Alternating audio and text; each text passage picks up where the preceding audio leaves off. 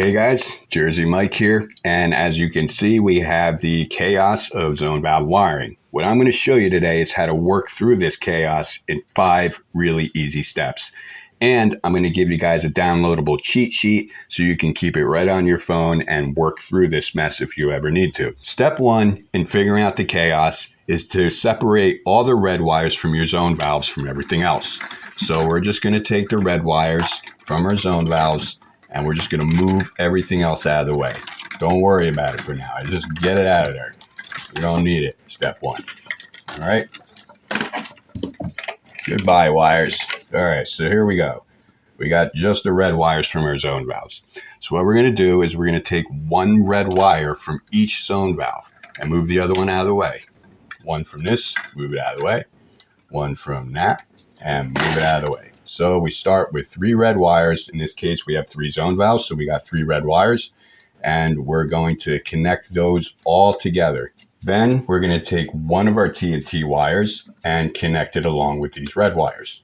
Now, it doesn't matter which T&T wire you pick or which red wire from each zone valve you pick. Either way, it's going to work. So the beautiful part is you can't mess it up. So that's step 1. Step 2 is exactly the same thing.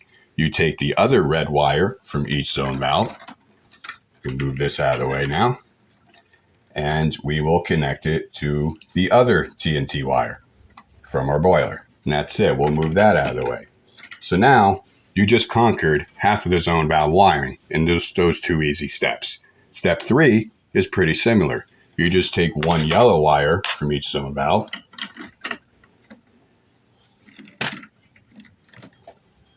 And you will wire all those together with the load wire coming off your external transformer. So you take all 3 of those and wire it in with your load. Now you can move that out of the way. Step 4 is to take the white wire from each one of your thermostats and you bring those together. Now these are the wires that come back from the W terminal on your thermostat. And these wires are going to connect to the white wire going back to your common on your external transformer. So now what we have left for step 5 is one red wire from each thermostat. And these are the wires that go to your R terminals. And we're going to hook those up to each one of the yellow wires left on our zone valve. Now this is the part you have to get right. You have to make sure the wire from the thermostat goes to the zone valve that it should be controlling. So for example, if zone 1 thermostat controls your master bedroom, you want to make sure you're hooking it up to the zone that actually controls the master bedroom. Otherwise, you're going to have some pretty funky shit going on. It's going to be a callback. So you just hook that yellow wire up to the red one from your thermostat, and that zone is complete. And you just do the same thing for the other zones. You make sure you match the thermostat with its respective zone.